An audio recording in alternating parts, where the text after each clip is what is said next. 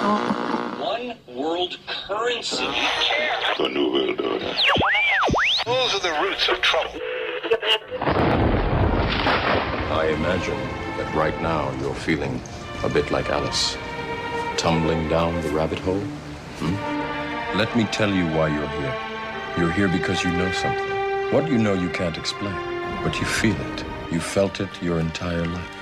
That there's something wrong with the world. You don't know what it is, but it's there, like a splinter in your mind, driving you mad. It is this feeling that has brought you to me. This is your last chance. After this, there is no turning back. You take the blue pill, the story ends. You wake up in your bed and believe whatever you want to. You take the red pill, you stay in Wonderland.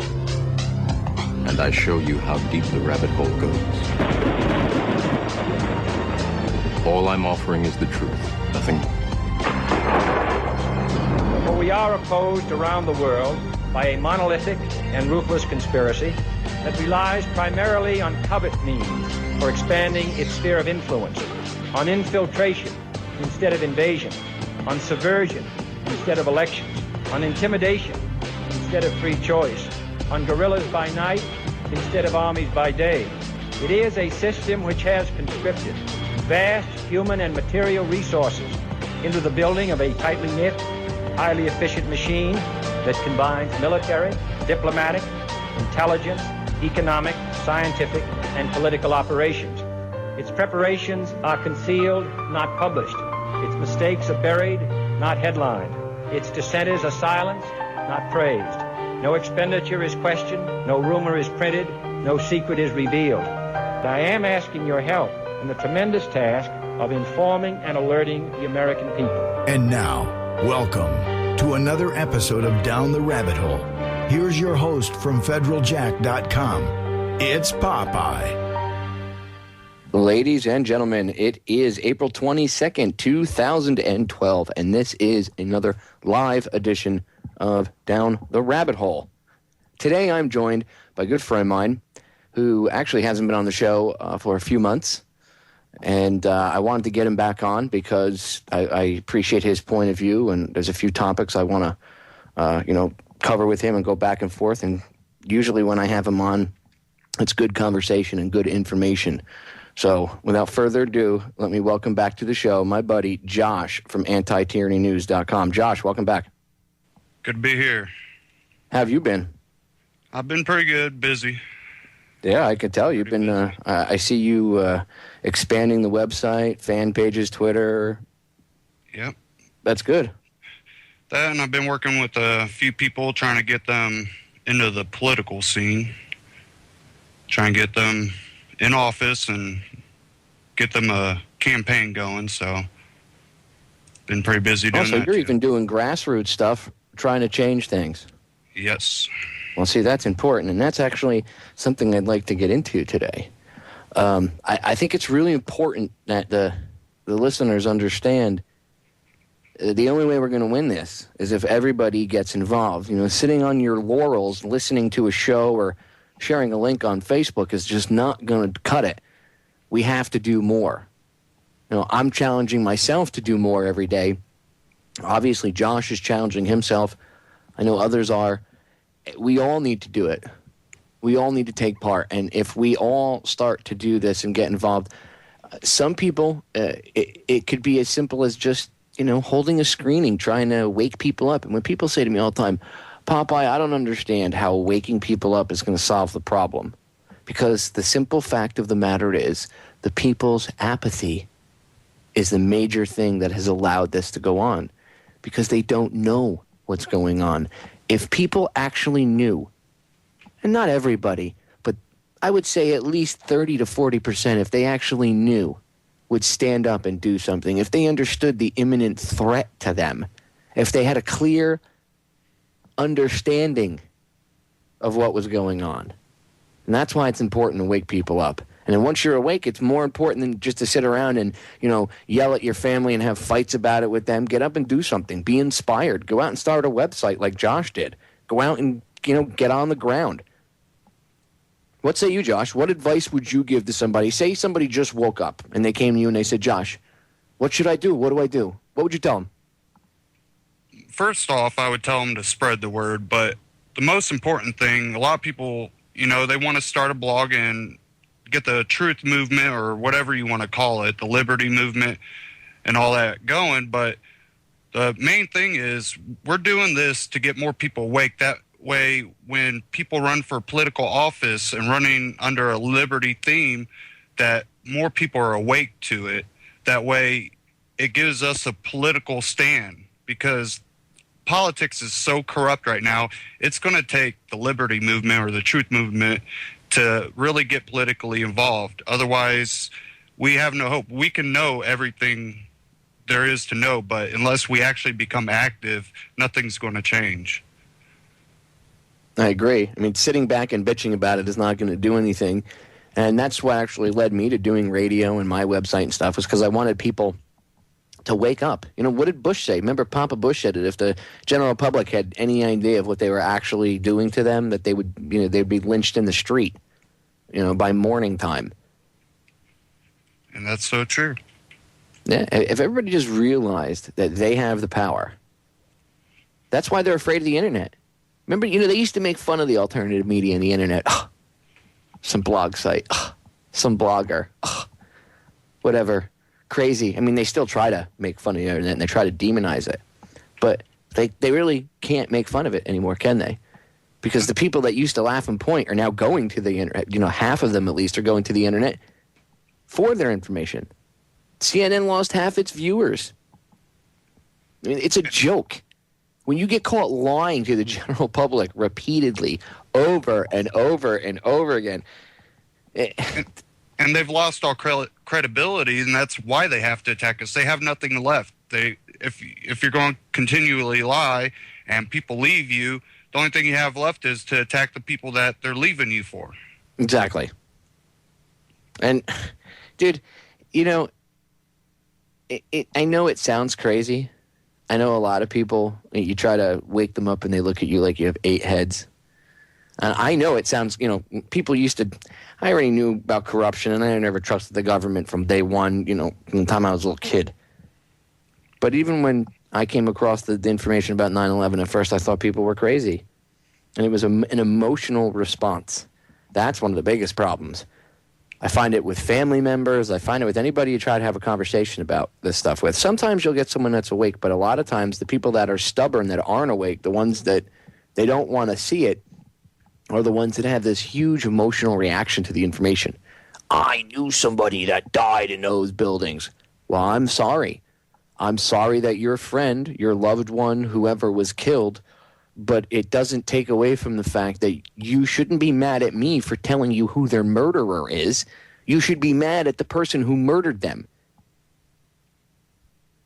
But they always attack the messenger. It's an emotional response. It's meant like that, Josh. It's meant so that if you write an article, that pisses somebody off because of the content, that it's meant so that emotional response where they get angry and they fire off.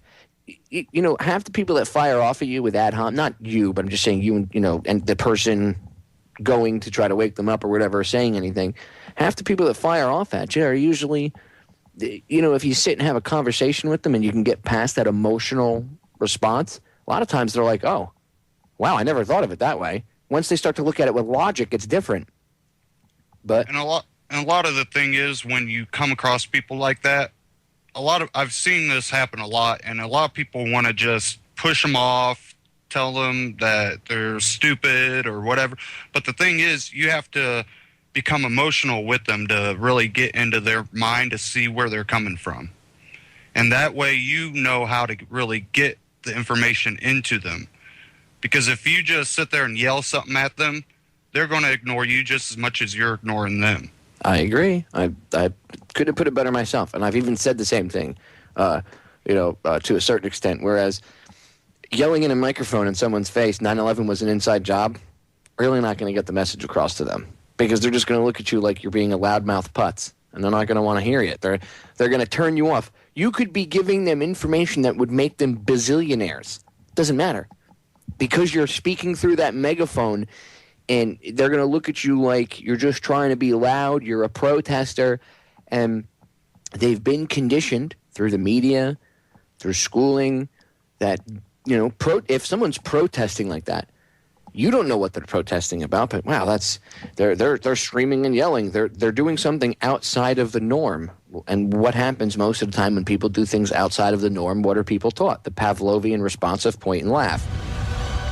And that's why, again, in their brain, even if they're not pointing and laughing, you're right, they're not even going to listen at all or be receptive. So you have to look at people and try to put yourself in their shoes and figure out how would I be woken up? How could somebody reach me, perhaps, if I was in their shoes? I think that's one of the best ways to do it. Well said, Josh. All right, we're going to break. Ladies and gentlemen, stay tuned. We'll be right back. We are back. Josh, I want to get into a few news things. We can get back on solutions down the road a little bit, but there's a few things, because I took the day off yesterday. My father came over to visit me, and he was here for a few days. And since I had a broadcast on Friday and do some show prep and do some work and stuff, I didn't really get a chance to hang out with him. So yesterday I took the day off, did not touch the website, anything. The computer was off pretty much the whole day.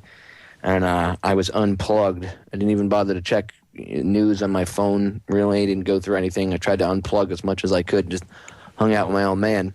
So I really didn't get a chance to go through the news. So as I was going through it this morning, I noticed a lot of things. And Josh has been giving me a bunch of stuff today. So I've been trying to catch up. So there's a few things I want to go over. So we can jump back and forth. We can use examples of the news and maybe show solutions and stuff. But there's a few things I want to get into. One of the first things I want to get into, did you see this thing, what's going on with the NATO summit in Chicago, Josh?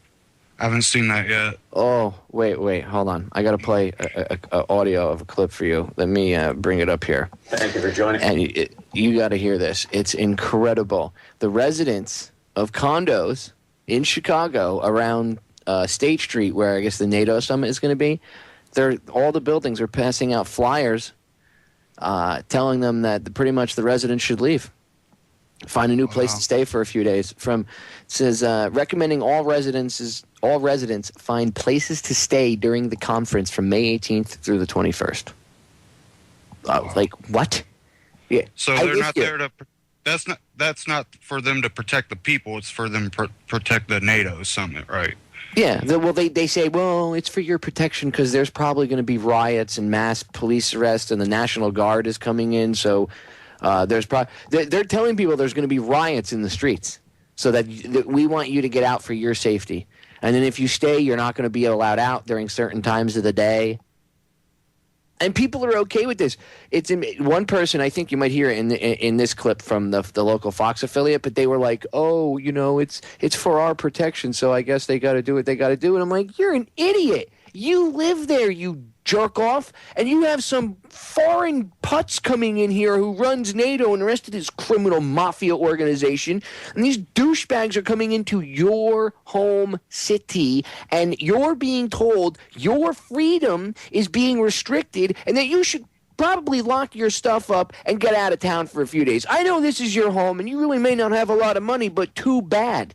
Get out, because the overlords are coming to town and they don't want you pesky peons anywhere near them. That's what this is. For your safety. Such crap. Check this out, dude. It'll blow your mind when I saw this, I was just like, wow, they're just in your face about it. 4 years ago, even 4 years ago, if I said this to people, they would have been like, Popeye, you're overreacting, blah, blah, blah, blah, blah. Now they're just right out in your face. You have to leave because the National Guard's coming and, there's going to, there could be riots. There will be riots is pretty much what they're saying. Yes, we'll have that story in a moment. But first, a Fox Chicago exclusive. Some residents are being warned to get out of town before the NATO summit starts. Darlene Hill has our report live from the South Loop. Darlene?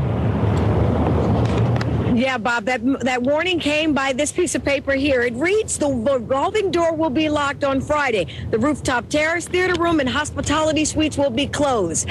Well, it's a yellow memo. Some residents say they saw it on their mailbox, and they saw red. I got to pause it for a second. The revolving door will be closed and locked. So their revolving door to get in and out of their front door. So pretty much they're going to be locked in their apartment if they don't leave. Dude.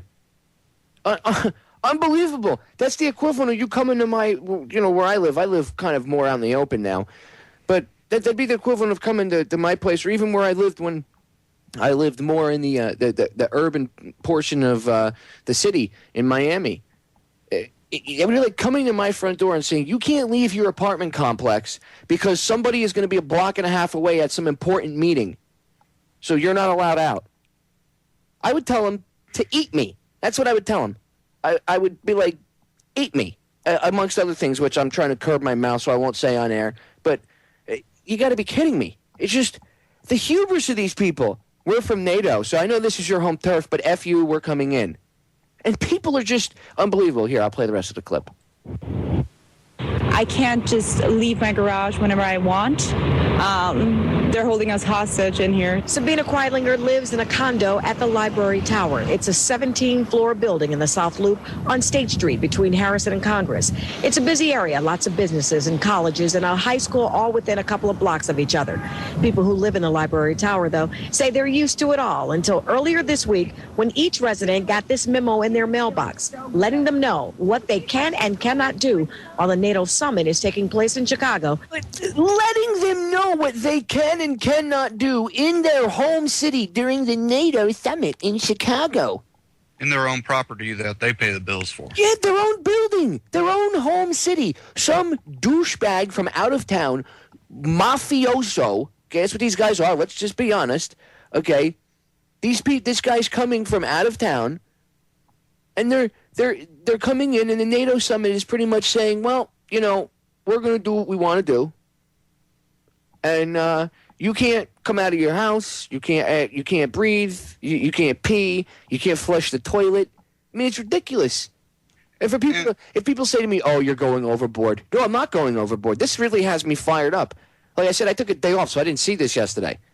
This is really, really outrageous. It'd be like if Josh, you kind of live more out in the open, area. It'd be like if someone came to your front door and knocked on your door and said, hey, like a mile and a half up the road, we're having this big important meeting, so you can't come out of your house or on your front lawn for the next 3 days. You have to be a hermit in your house. And if you do, we're going to shoot you.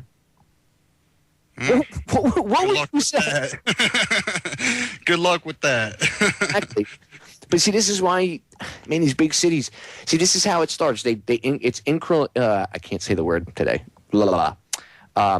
Incrementalized. They... very slowly, very like the frogs in the pot. They slowly raise the temperature. It's for your own safety. There could be riots. Did you hear the one woman? I feel like a prisoner in my own home. And you could be a reason for you to join the riot. I'm Emmanuel. You can thank him for that. They changed the laws in Chicago too. Did you hear about that? Where they changed the laws. Pretty much, you can't protest anymore. You can't breathe. You can't. If you fart in the wind while NATO is in town, you can go to jail and be labeled a terrorist. Yep, I've seen that. And that should be a reason for everybody in Chicago to stand up. Yeah, that tells into getting angry and doing something. Why are people just tolerating this and saying it's okay? Everybody thought Rahm was going to be, first of all, I think they stole the election. But, when he got in, some people were like, oh, it's cool. Rahm will be good, blah, blah, blah, blah, blah. He hasn't done anything good. Obviously, he's turned the place into a bigger police state. He's taking rights away from you. And there are some people, I'll finish the rest of the clip on the other side of the break. Some people are like, oh, it's okay, it's cool. It's for our own safety. And it's like, dude, are you kidding me? And of course, I'm sure the news crew went out of their way to find one putz that really felt that way. Because more than likely, I would have to say at least 20 to 30% of the residents have to feel that way. The way the blonde lady did, or you didn't see the video, but the lady they interviewed, you heard her saying she felt like a prisoner in her own home. I'm sure more people feel like that. I mean, it's a 17-story building, and that's just one of a ton of them. What about all the shops on the street there? What are you going to tell the shop owners? You got to close your business for 3 days? I mean, the hubris of these people, the balls.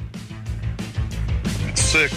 Because you have the international mafia that has access to military weapons coming into town to talk about taking over more countries and causing more chaos and mayhem and perhaps World War III.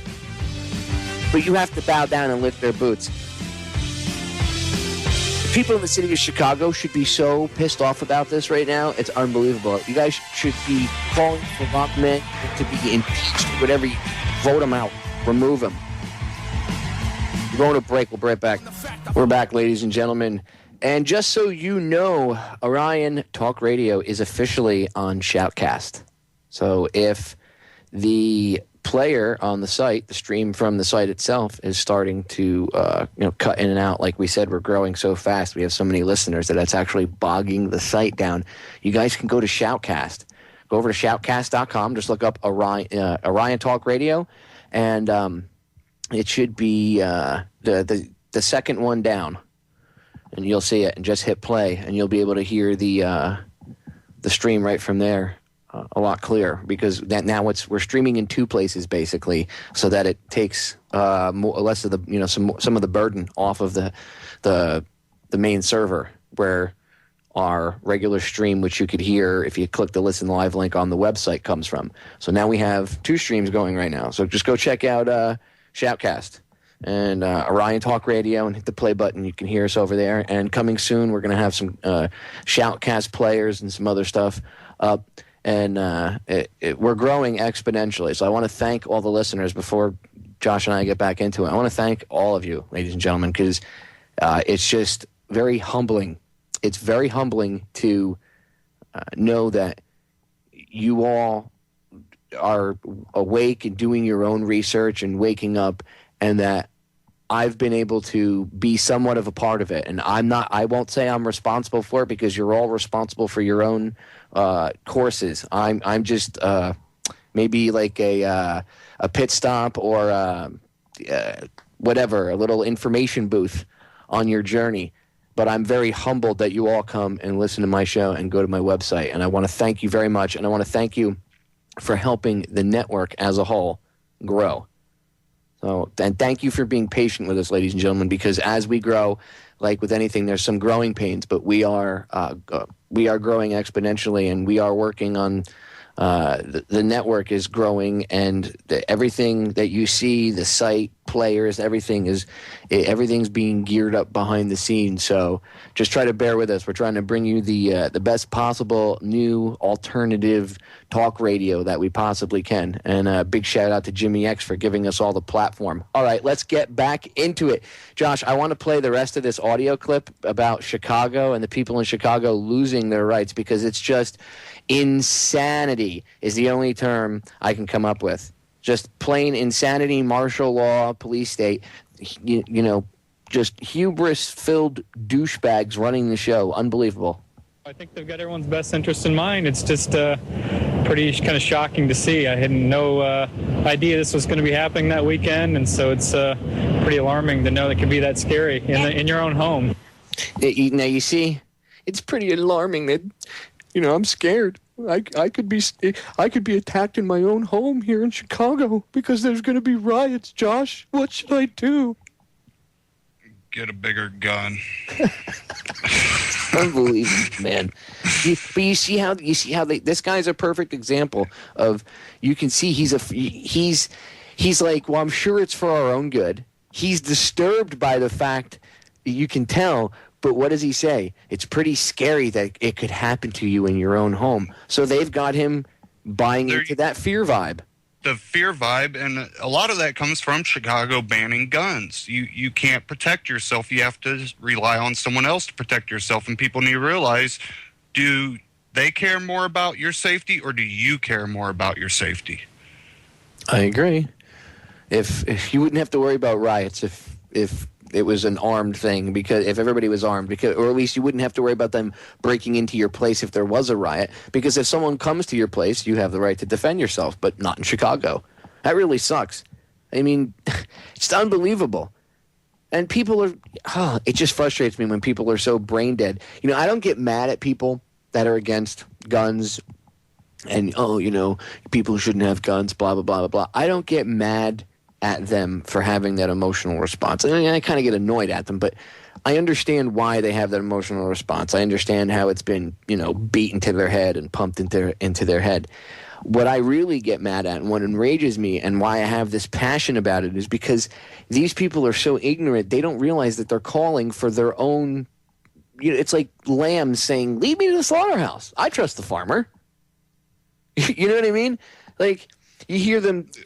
We have a lot of the quote unquote people that, well, liberals, I guess you want to call them, the people that buy into that far left end of the lie, and down here around the Miami area. Oh, we should cut back self-defense laws in the wake of the Trayvon Martin shooting. And I say to people I've had conversations with them about this, I said, think about what you said to me. We should cut back self-defense laws in the wake of that kid shooting. Did you even bother to do any research on the fact that the law that we have on the books for self-defense wouldn't apply to this guy in the case? And if it goes to trial, he's probably they'll probably find that it doesn't, because it doesn't apply to him because of what the language in the law says. And people, they're like, well, no, I didn't, I didn't read any of that, or I've never read the bill or the law. I said, so wait a minute. You're going around telling people that you think this law should be repealed, and you don't even know what's in the law. You don't even know what's in it. And they're like, well, it's just, you can just walk around and shoot people down here. No, you can't. See, that's what you're being told. You're not actually doing the research, okay? And when I hear people just, I'm getting a little bit off, sidetracked. But the point is, when I hear people talk about, you should limit my right to self-defense. I'm like, do you hear how? Is it me? But you're telling them I don't want to be able to defend myself. That doesn't, you know what I mean? You're not saying people shouldn't be able to kill each other and murder. Murder's already not allowed on the books. That's been a no-no for a really long time. It goes back at least a couple thousand years that, people figured out that murder was a bad thing. So why do we need to have laws that take away our self-defense? It's an emotional reaction, dude. It's the same thing. And you can see it. It's that fear vibe. And that's the same thing this guy has, is even though you can hear it in his voice, and I'll find the link so I could drop the link for the article so you guys could see the video yourselves. I'll drop it in the chat. It's just, you could see this guy's questioning in his head. This doesn't make sense, like the first lady was, but at the same time, he's buying into it because he's sucked on that heat of fear. And a lot of that comes from the propaganda where they link defense with murder. And a lot of people need to understand a defensive act is an act against a violent act. That is not violence defending yourself. That is protecting you from violence. See, Passio and I talked about this when he comes on. In fact, the last time we did a podcast about this, and I played the audio on air, about moral culpability and personal accountability. And he said pretty much that exact same thing, Josh. We went a little bit more into detail, but we pretty much, you know what I mean? There's a big difference between violence and defending oneself. Big difference. Violence is if I come up to you and, you're just sitting on the street minding your own business, and I come up in complete violation of your natural law and human rights and everything else and kick your jaw in. Just walk up and plant a nice right kick. Boom! Right in the square, right in the side of your jaw. That's violence. Uncalled for. No need for it. No provocation. No self-defense. That's violence. The act of self-defense is if you have to use force against somebody to preserve your life or the life of a friend or a loved one in your general vicinity right there, okay, or whatever. That's self-defense. There's a big difference between just walking up and cracking somebody in the head with a bat, you know what I mean, as opposed to Josh and I are walking down the street and somebody tries mugging us and we beat the crap out of him and his friends, okay? There's a big difference. Big difference.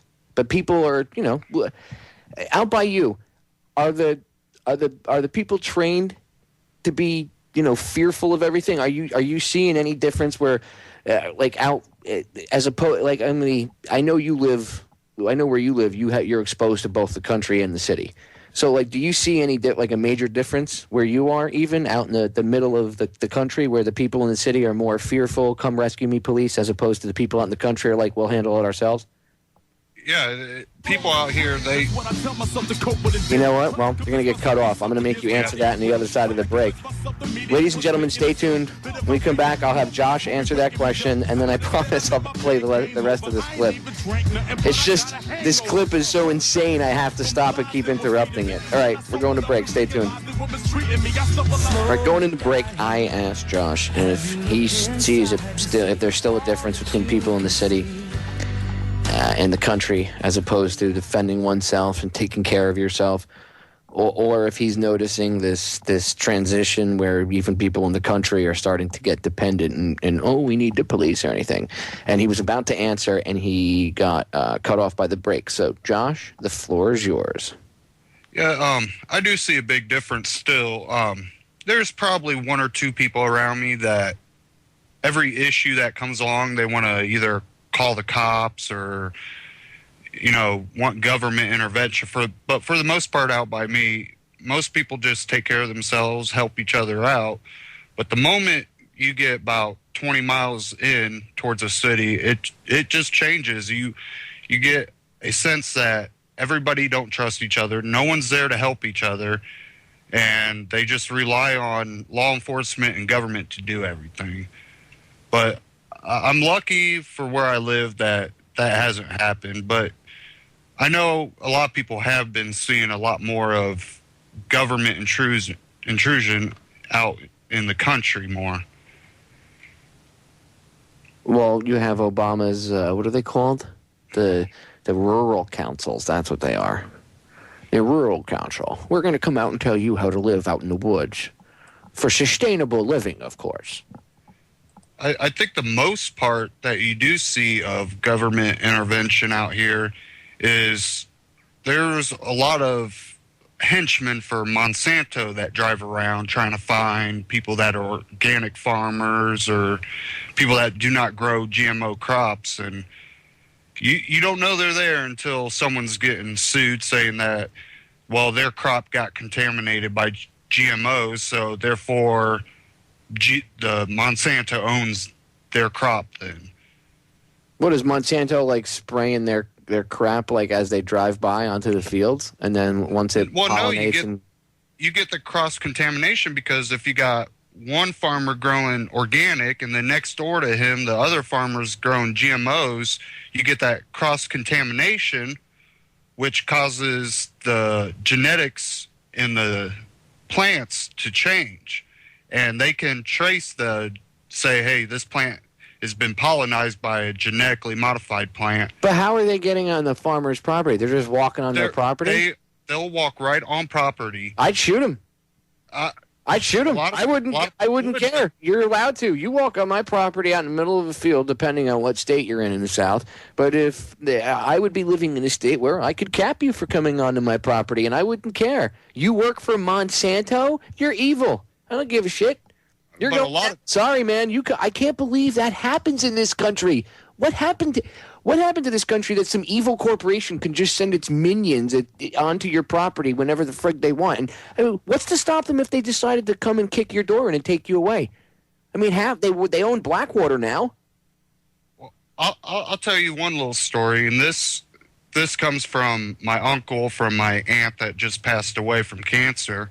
But he was telling me a story that he used to clean seeds, and he started doing half of his crop with Monsanto seed, and this was before he knew anything about Monsanto and the evils of them.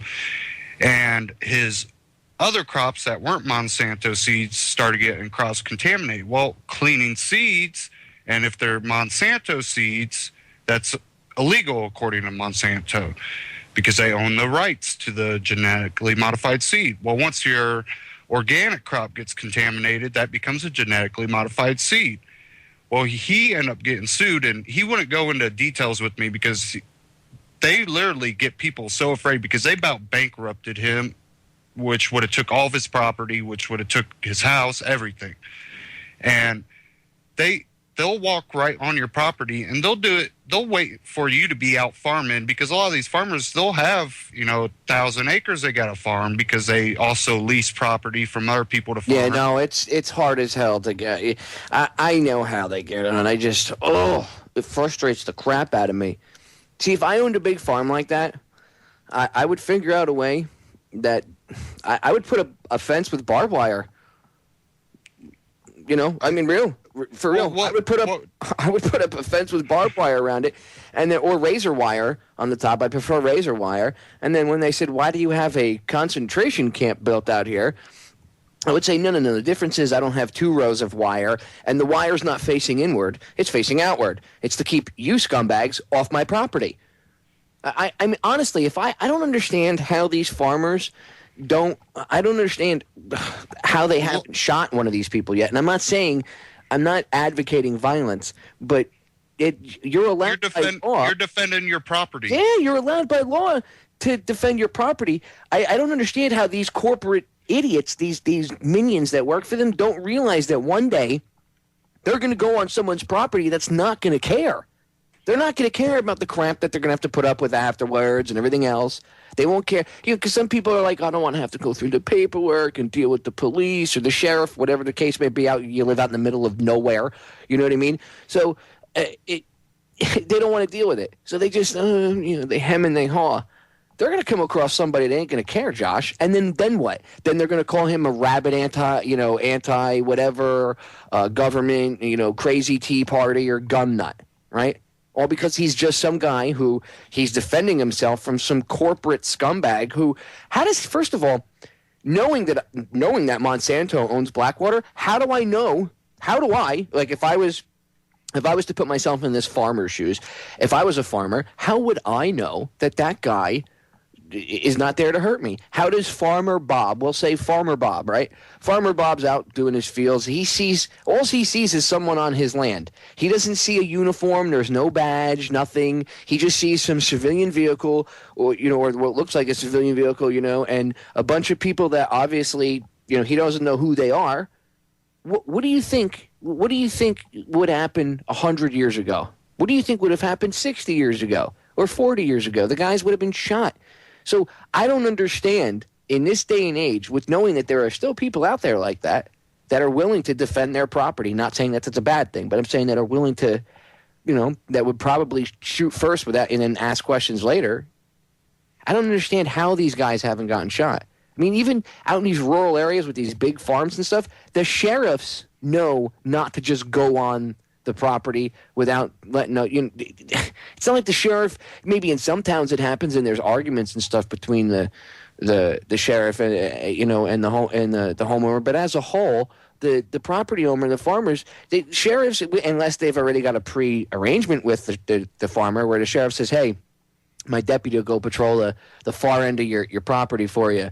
Make sure there's no problem." Yeah, and thanks, John. Maybe he knows the sheriff, something like that. But there's always some sort of communication. The sheriffs know better because they don't want to. They don't want. They know that in their state, in that county, in that area, whatever, that person has the right to defend themselves. So I just don't understand how that it hasn't happened yet. Because if it happened, it would have been made. There would have been a huge deal made out of it.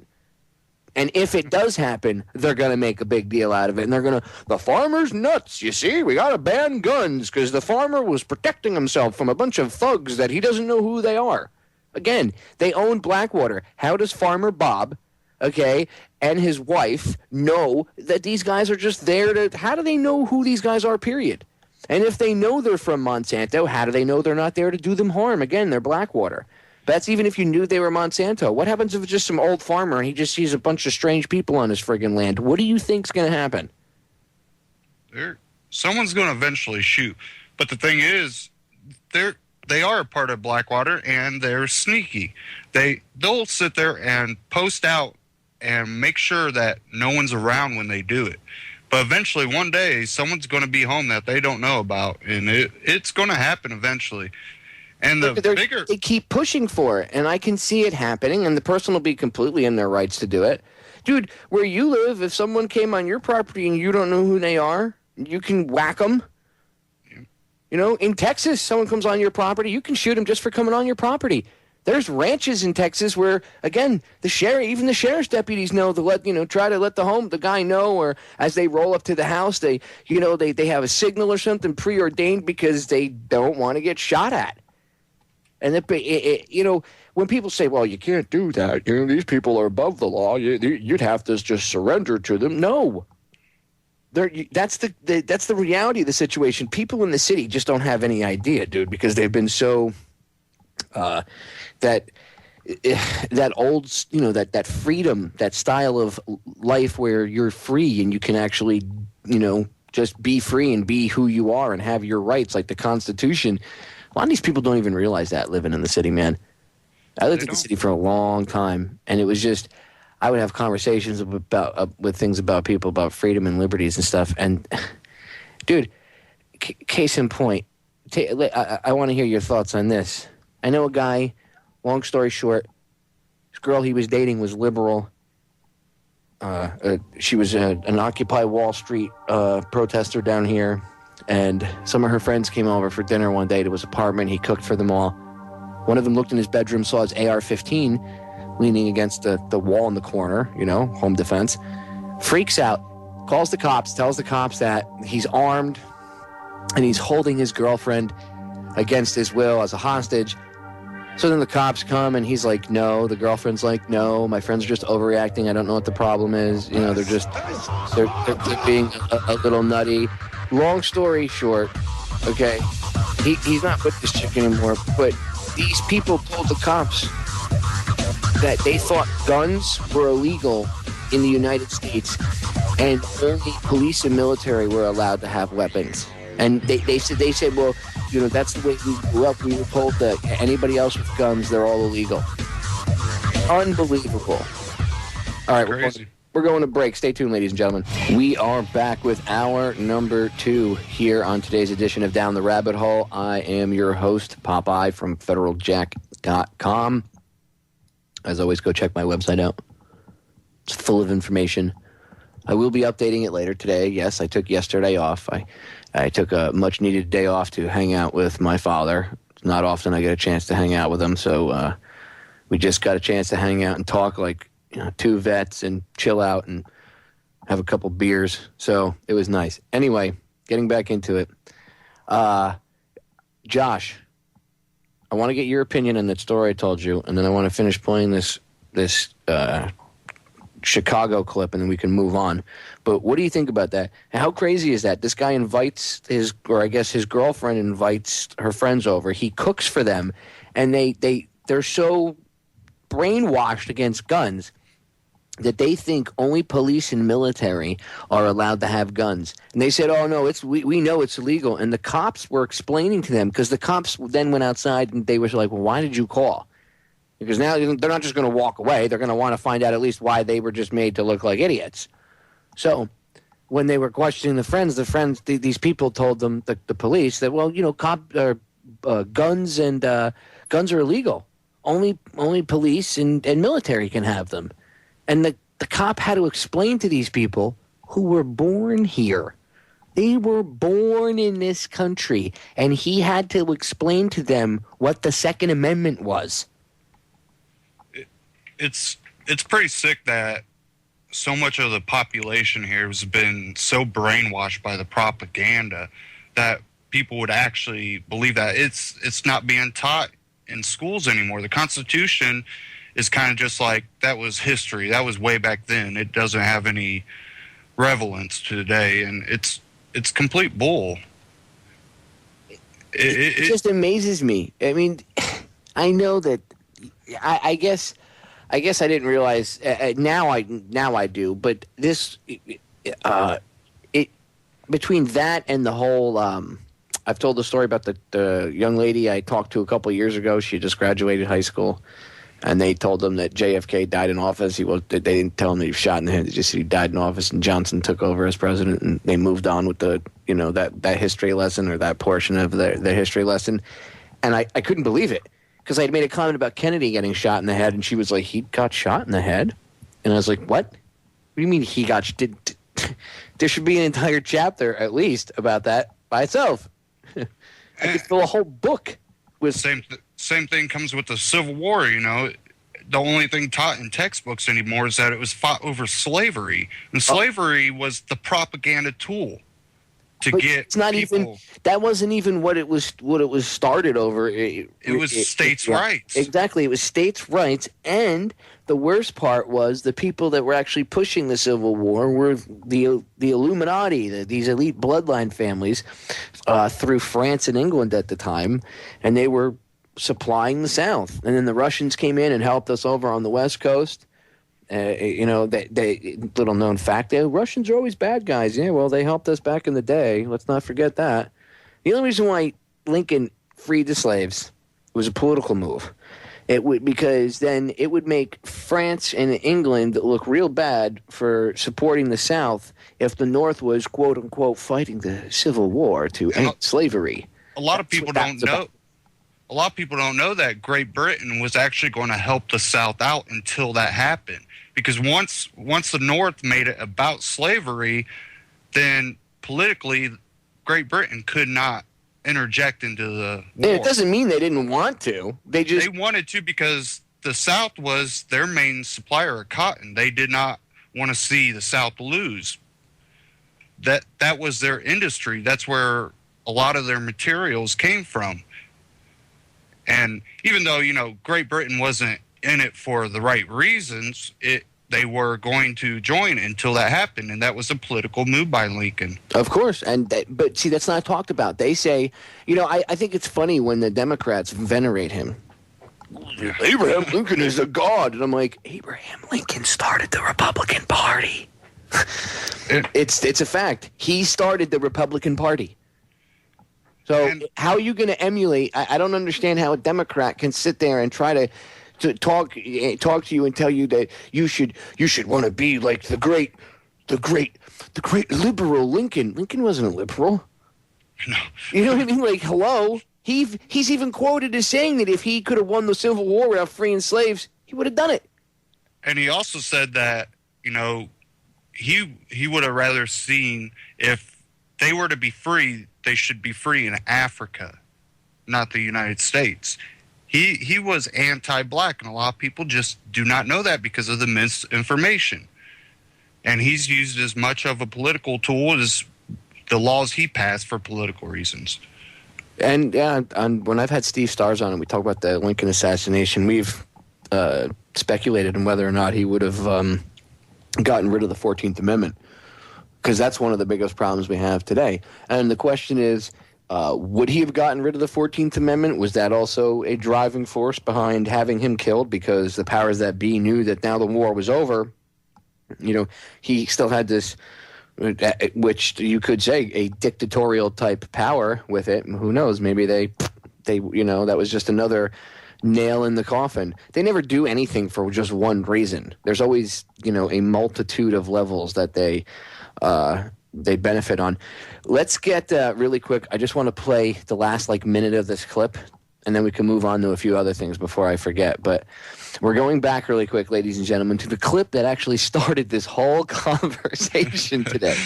And I promise I will let it play for the next minute and shut my mouth. I'll be a good boy. It's just the insanity. The insanity. See how only a minute and 18 seconds of a video clip, and we're already into hour 2 of the show. Minute and 18 seconds. See what happens? It's just right in your face insanity. The memo states that management strongly recommends finding alternative places to stay during the conference. I think that's a big problem because this...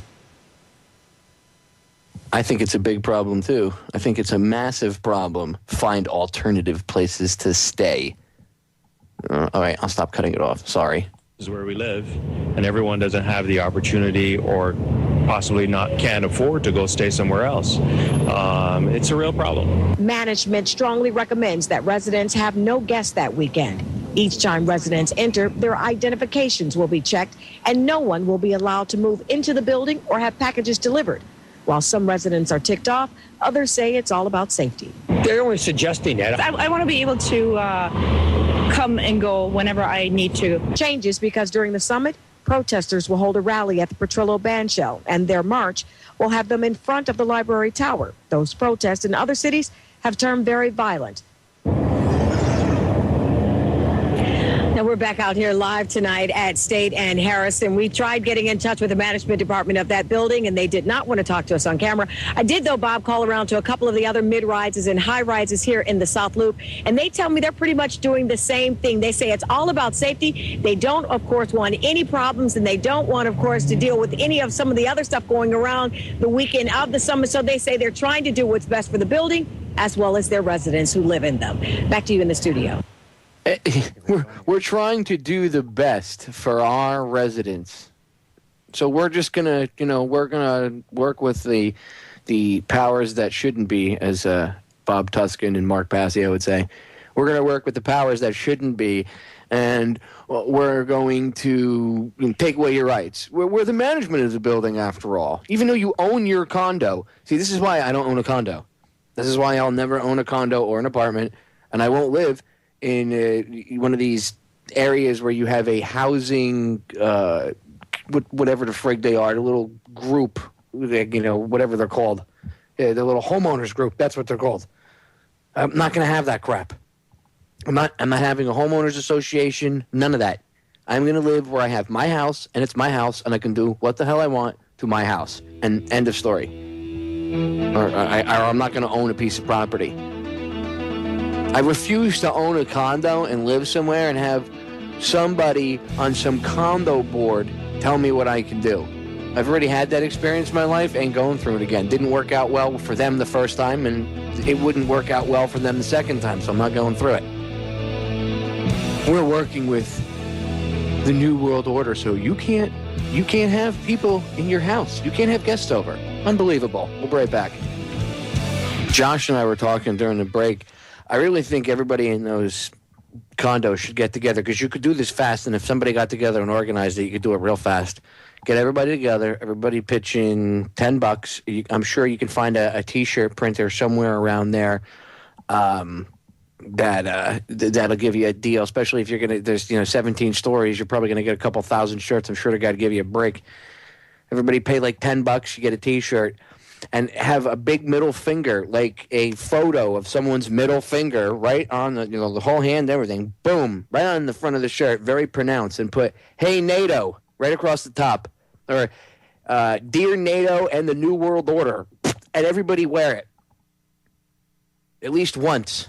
Make sure you can get a bunch of people walking around, coming in and out of the building. Have guests. Don't fear this crap. I think everybody should call up and make sure you have guests for that weekend. And when the management says, "What are you doing?" you say, I'm free. Okay, I don't know what planet you live on. I live in a free country. I am me. I am free. I am not shackled by your crap, okay? Is it against the law for me to have guests over? No, but we did ask you not to have them during this weekend. Okay, well, I can ask you if I could borrow your car. Can I borrow your car? Can I have the keys? Can I have the bank account number? Can I have your checkbook? No? Well, okay, then I'm not going to be a prisoner in my house, and I will do what I want. Civil disobedience. Do something. But don't live in fear, and for God's sake, don't believe it's for your own safety.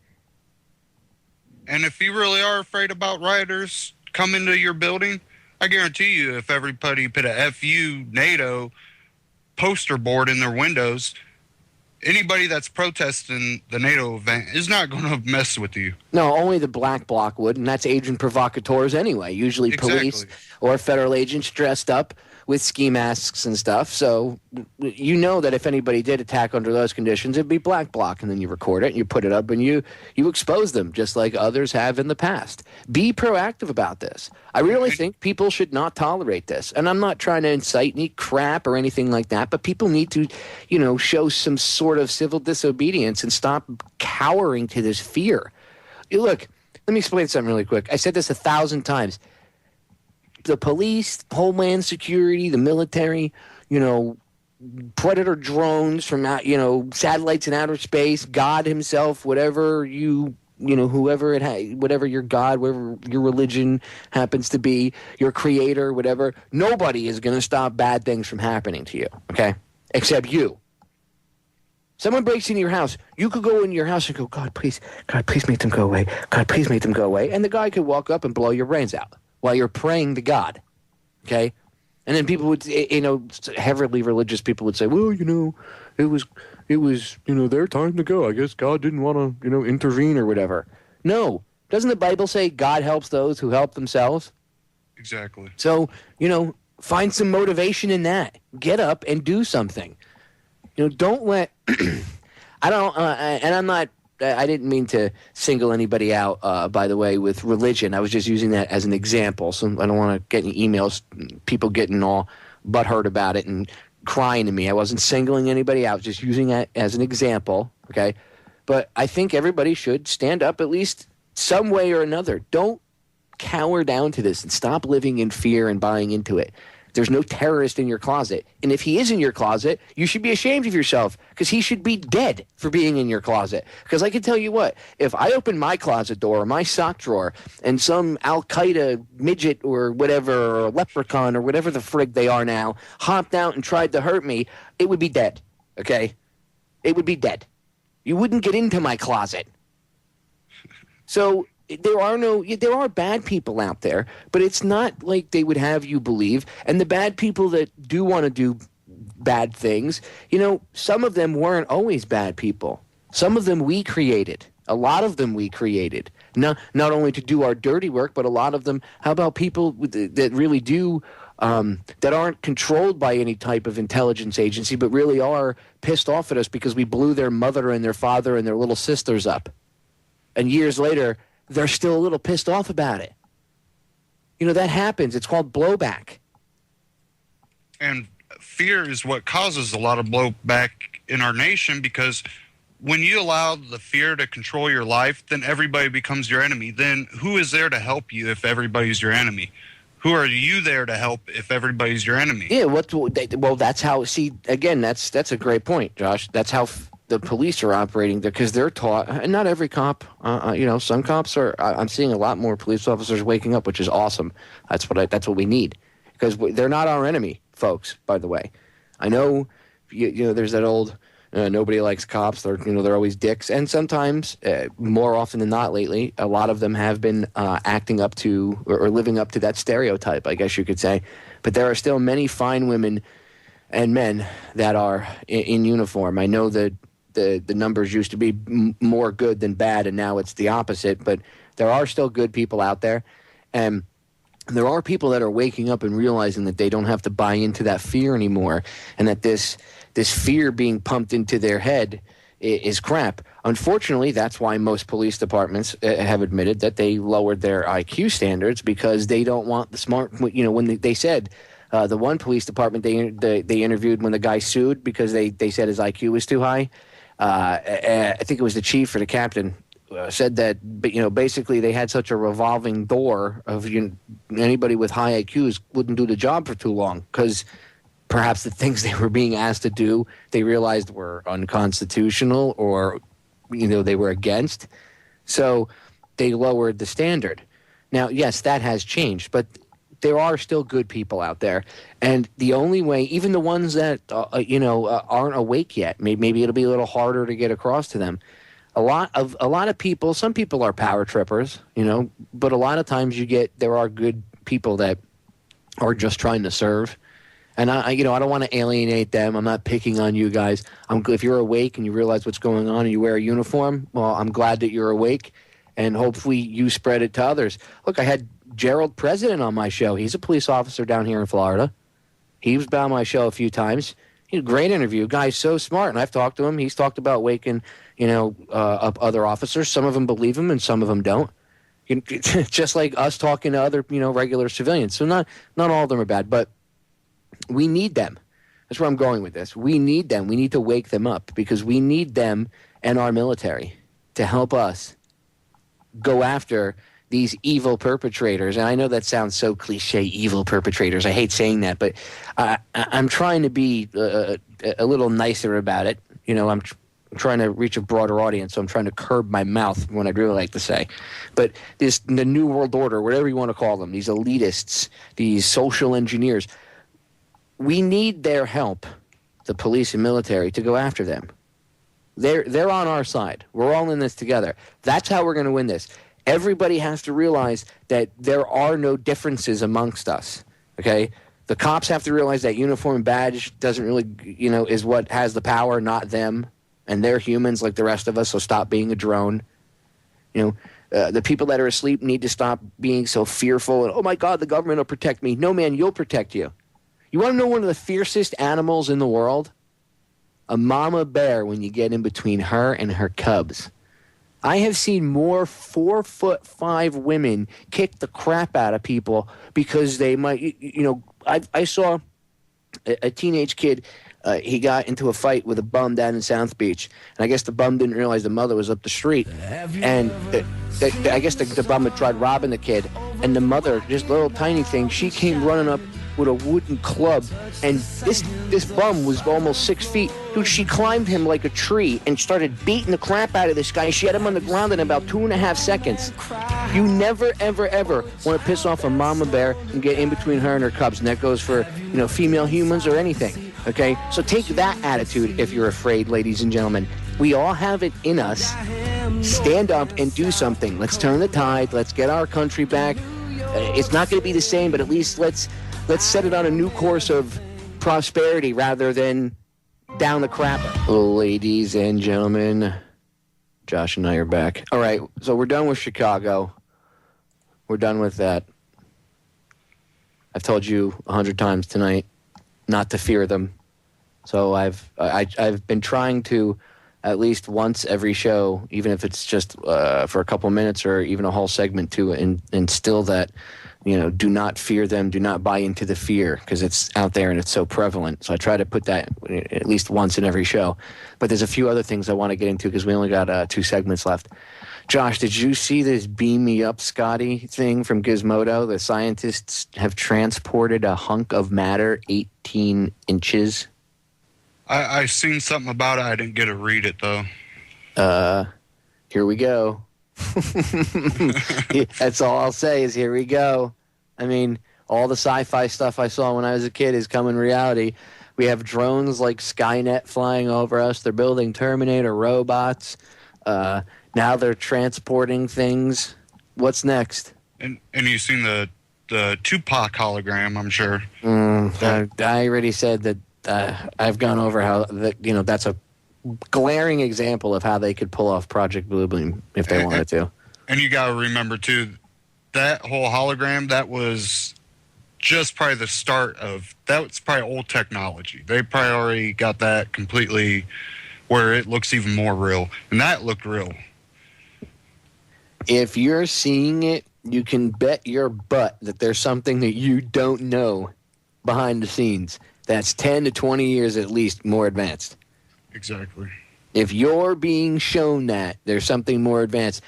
And remember, we saw this precursor in the 2008 election. I've talked about this as well when I talked about Blue Beam. And for those of you that don't know what Blue Beam is, really quick, it's a plan by the government, or excuse me, this not the government. See, I got to get that out of my lexicon. It's a plan by this cabal, this elitist cabal, to use, through via their puppets in each government all throughout the world. They would first portray whatever savior it happens to be for whatever religious denomination in that portion of the world, and everybody would see it, and it would give them instructions, and they would actually, the hologram wouldn't be talking, it would be being beamed into their heads. There's the technical end of this, of how they could do this and everything, is a possibility and is all explained in multiple articles and videos and stuff about this. The point is, they would get this, whatever the Messiah, whatever Jesus, Buddha, Muhammad, whoever, everybody would then, it would merge into the one world religion. And then as they were merging into this one world religion and finding unity in the world, to clench it, you would bring in the alien invasion, where the whole world had to work together and come together. Kind of like Independence Day, where in the clip of Independence Day, they're flying out of the Middle East. You see the Israelis and the Arabs working together to take down the aliens and stuff. It's just, the idea of everybody working together and coming together is awesome. I've talked about it all the time. The problem is their idea of what they want and what they're setting up for is not what you think it is. It's much more twisted and evil and satanic, demonic, whatever you want to call it. It's not what you think it is. Like Cooper said, humanity has this fork in the road that's coming up. And we have to make a decision. Do we want to live in this prison, hell type existence? Or do we want to move on and, evolve to the next level and live in more of what we would call a paradise type existence? And we're coming up to that fork. And that's why you see this awakening. You see more and more people waking up and everything else. At least from my perspective, that's what I see from all the research I've done and everything else. What say you, Josh? We are definitely coming up to that fork, and it's getting down. That's why I want to see more people get politically active, because we don't have much time, because we're already in the police state, and it's going to get a lot more real for people. And it's up to people to start acting. Instead, we can sit here and talk all we want, but if they're still in control of everything, then we have no hope. If we don't do anything, if people don't wake up, and if people just sit back, then yeah, we are screwed. But see, I don't believe. I said this the other day. I don't believe in the Kobayashi Maru. Do you know what the Kobayashi Maru is, Josh? Not quite. Any Star Trek fans out there? The Kobayashi Maru was the unbeatable scenario that all Starfleet captains would have to go through, and it was what they said, unbeatable. But they were graded not for beating it, but how they reacted to the situation, how they dealt with things. Well, Captain Kirk wasn't satisfied with that. And when he went through his Starfleet Academy training, he reprogrammed the computer and the program for the Kobayashi Maru so that it had a backdoor one-spot weakness. And Kirk knew what it was, and he actually beat the unbeatable situation. And he was the only captain, the only Starfleet captain to ever beat the unbeatable situation. So I don't believe in the Kobayashi Maru. I do not believe in the unbeatable situation. I believe that if you put your mind to anything, it can be accomplished. I believe with knowledge and logic, things can be accomplished and problems can be solved. I do not believe in giving into fear and giving into, oh, it's over, the New World Order, they have all the guns and they have all the technology. They don't have the numbers. And no, they're not going to nuke everything in the planet because, look, I know with Fukushima and everything else already going on, if they drop a bunch of nukes all over the place, there's no safe place for them to go.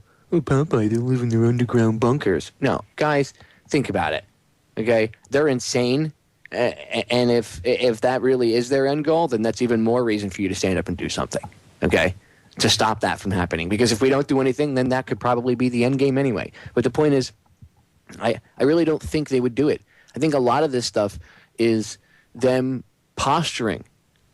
I mean, a lot of stuff they will do, but a lot of this is posturing. It's a bully pounding his fists on his chest saying, I'm going to beat you up if you keep talking about me. You better stop telling people not to be afraid of me. That's what this is. It's a bully coming up and saying, hey, stop telling people to not be afraid of me. I used to make $100 a week in lunch money, and now I'm making $15 a week. Keep it up, and I'm going to beat you up. And you say to the bully, how about I break your arm and I stuff it up your ass sideways? How about that? That's what that is. You have to stand up. And the only way you can lose is if you give up. Exactly. The only way you lose is if you give up. And you don't have to win every battle to win the war, and that's been shown plenty of times. And the only way you can lose is if you give up. Yeah, I agree. You look, don't quit. I don't care how bad it looks. I don't care how scary it looks. Don't quit. Don't quit. Find some reason. Everybody has some reason inside of them. So maybe it's a girl that you're in love with, and she gives you the strength. If you're a female, maybe it's a guy you love. If it's not that, maybe you have a kid, or maybe it's both. Maybe it's your loved ones, your family, your friends. You don't want to leave an effed up planet for the future generations. Whatever. Find whatever gives you that strength and get up and do something. And when I say get up and do something, it starts with taking back, like, your local governments. Run for office. Everybody says, well, what can I do? Get in and get the dick that's in power now out. So if you have some corrupt official, make sure you or your friends or whoever, or you link up with people that are honest. You find someone that's honest, that everybody can support, and you get that person in there. That's what you got to do. And you also got to change inside yourself. The biggest step, I've said this 1,000 times, is to stop looking outward for all the answers. Stop looking to everybody else to solve your problems. Stop looking everywhere else but to yourself. A lot of people are afraid to talk to themselves because they're afraid to, you know what I mean? They're afraid to face the inner demons, what really bothers them. And then eventually that gets projected outwards onto other people, and then they attack the other people for things that they don't like. But the whole point of what I'm going with this is you have to learn, you have to start to change from within first. You have to look at things in a different light. You have to change your way of thought. And no, go ahead, Josh, really quick. Go ahead. Well, I think, too, you know, people need to start surrounding themselves with people that empower them. They don't have to agree with them, but they have to support them, empower them in whatever they do. Well said. I agree. Well said. Support yourself with positive people and positive energy. All right, we're going to break. Final segment coming up. Don't go anywhere. That's right. Little Iron Maiden. That was when music was still music. At least they actually played. Yeah, well, they played instruments back then. It wasn't done with computer programs, and they didn't lip sync. But I won't even get into that. That's a whole other topic in itself. Josh, first and foremost, I want to thank you for coming on the show today, brother. Yeah, anytime, man. You know, every time you come on, it just time goes by in the blink of an eye. It's like, boom, and it's over, you know? Yep. Plug yourself. Give out your Twitter, your Facebook, your website, and, YouTube, anything you have. Go ahead. Yeah, you can get me at antityrannynews.com. Find me on Facebook. Just type in antityrannynews.com in the search. If you don't put the .com, you won't find it. Twitter at antityrannynews. And my YouTube is LILL0223. I'm going to get a new YouTube channel here soon. That way it's easier for people to find me. But, yeah, you can contact me through any of those mediums. So, awesome. Again, thanks for coming on, taking 2 hours out of your Sunday. Because, I like to, first of all, when I have guests on, sometimes, my guests are, I have them on to, get their voice out and everything else. And, they have important stuff like Dahlia Wasfy or Susan Lindauer or Judith. But I like to bring other webmasters on and other activists and stuff on, too, because, A, I want to showcase, give you guys a little exposure for the website and the stuff you do. But it also inspires other people. Like, you're an inspiration to others, Josh. So that's, I don't know if you know that, but that's, you really, if someone's listening and they say, well, Popeye does a good show, whatever, and then they see you come on and you're average citizen like anybody else. You're not, you're not Superman. I'm not picking on you. I'm just saying you're equal. We're all even. We're all equal. And you just did something. You're doing something. You're being active and proactive about things. So that's one of the biggest reasons I like to bring, activists and other bloggers and stuff on, because I want people to be inspired by you guys. Because even I'm inspired some days. Sometimes all of us have a bad day, right? And I'll be like, wow, all these guys are still doing it. We can still do it too. So it's a team effort. You know what I mean? Yep. And I don't want people to be a fan of me. I want people to be partners with me. I'm not looking for fans. I'm looking for people that really just want to get the message out and be supportive, but not a fan. I agree. I don't want fame. I don't want like some bunch of groupies or, I don't want anybody. I don't want people to think that I'm some sort of rock star. I'm not. We're all equal. Okay. I've done my homework. That's all. You can all be as knowledgeable as me. people think it's crazy when they see me do the show live in my studio because I don't usually have a pad with all this stuff written down or anything. If I read a story or something, I do. But if, the general facts as we're having a conversation, this all just comes out of my head. And everybody's like, how do you have all this information? Wow, you must be some sort of super individual. No, you could all be just like me, okay? We are all on the same page. I'm not better than any of you by any means. We're all equal. We're all just as powerful as each other. It's amazing, isn't it? So that's why I urge people to go do their research so that they can be walking encyclopedias, and then they can spread the knowledge, and then they can inspire others. You never know who you're going to inspire. You know what I mean? Yep. You never know. Somebody can see your website, Josh, and be like, wow, this guy, he puts a lot of work into this. I want to do something similar. And you never know, dude. You could wake up the next, you could wake up John Connor, of the Resistance, like in the Terminator. You never know. And, I know I don't, and I know you don't. We don't do this for money. We spend more money than we'll ever get back. We might take donations or whatever, but we do not do this for money. We don't make money off our website. We put our own money into the website just to get the information out. This is not for us. This is for everyone. Yeah, none of us get paid for any of this. And if I get a donation, I usually I try to send the people, if I have any more DVDs burned, like I just literally ran out. But I try to, if I have anything burned, I try to send them DVDs or at least some flyers in the mail. Anybody that's ever ordered one of the hard drives that I've sold with all the videos and ebooks and stuff, anybody that's ever bought one can never complain because they've always gotten more than they ordered. They didn't just get the hard drive. They get, DVDs, if I have pocket constitutions, I'm out of all that stuff. So the only thing I have left is some federaljack.com t-shirts, which are really awesome, the new shirts, by the way. But, in fact, somebody just donated the other day, and they donated a little bit over $20. And because they donated over $20, and this person has donated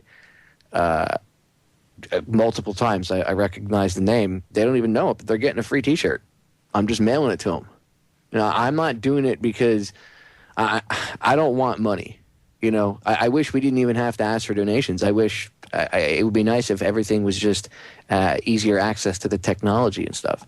Right. But it's never, at least the people that I work with, Josh, Joe and Tim over at the Freedom Link Radio, Bob Tuskin, the Intel Hub. These people aren't about making bazillions of dollars and trying to be rich. And none of us are trying to be superheroes. I don't want to be, I will never tell you that I want to be the leader of the pack or anything else. An effective leader gets you to be a leader. I don't want you to follow me. I want you to stand next to me and have the same level of knowledge so we can be all on the same playing field and we can take these dicks out to the garbage pile where they belong and then move on and evolve. That's my goal. I am not in this for ego at all, and I know neither is Josh. I know the guys I work with, at my IT guys at Federal Jack. My one guy, he shells out a couple $100 a month to help pay for the server. We don't get that money back, operating costs are never covered by any amount of donations, but we don't care. In the end, look at Jefferson, man. He was rich at one point and he died a broke man. But look at the effect he had in this country. People still talk about him to this day. How many rich douchebags were walking around back then that nobody even knows? And that had no effect, really. I mean, they might have, but not that you know of anyway, on doing something for the country. So you know what? Try to be the next Thomas Jefferson. Try to be inspired by that. One of the founding fathers who died broker than broke, dirt poor. But look at the effect he's had on this country. I'll leave you with that. What say you, Josh? Yeah, it does not take money to make an effect at all.